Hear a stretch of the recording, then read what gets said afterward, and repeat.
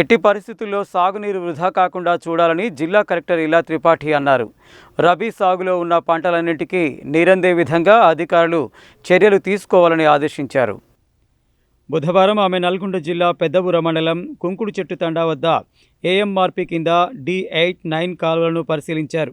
ఎక్కడా పంటలకు ఇబ్బంది కలగకుండా, ముఖ్యంగా పంటలు ఎండిపోకుండా ఎప్పటికప్పుడు సాగునీటిని నియంత్రించాలని ఇరిగేషన్ అధికారులతో పాటు రెవెన్యూ, పోలీస్, వ్యవసాయ అధికారులు సమన్వయంతో పనిచేయాలని ఆమె ఆదేశాలు జారీ చేశారు. ఎక్కడైనా సాగునీరు వృధా అవుతున్నట్లయితే వెంటనే నియంత్రించాలని, అవసరమున్న చోట సాగునీరు క్రమబద్ధీకరిస్తూ అందించాలని చెప్పారు.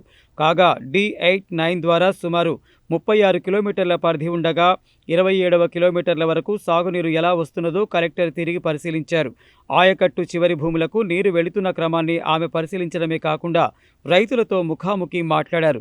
ఇంకా ఎన్ని రోజులకు పంట కోతకు వస్తుందని ప్రశ్నించగా నెల రోజుల్లో కోతకు వస్తుందని రైతులు తెలిపారు. అయితే రానున్న 20-25 రోజులు సాగునీటిని క్రమబద్ధీకరిస్తూ అందించినట్లయితే రైతుల పంటలకు ఎలాంటి ఇబ్బంది లేకుండా బయటపడతారని, ఈ విషయంపై ఇంజనీరింగ్ అధికారులు దృష్టి సారించాలని అన్నారు.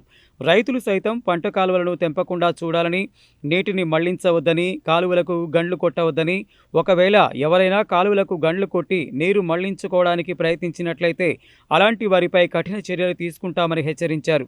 ఈ విషయంలో రైతులు పూర్తి సహకారం అందించాలని ఆమె విజ్ఞప్తి చేశారు. జిల్లా కలెక్టర్ వెంట స్పెషల్ ఆఫీసర్ గృహ నిర్మాణ శాఖ PD Raj Kumar, executive engineer Yadav Kumar, వ్యవసాయ అధికారి, ఇంజనీరింగ్ తదితర అధికారులు ఉన్నారు. పెట్టుకోవడానికి దాన్ని అడ్డం పెట్టేసేస్తాం. ఇందులో నుంచి కూడా ఇప్పుడు నువ్వేదైతే పాయింట్ అంటున్నావు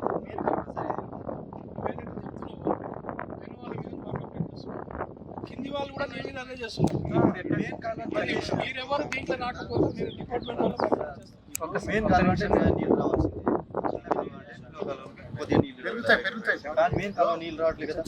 అందుకే ఇప్పుడు మేము వచ్చింది కూడా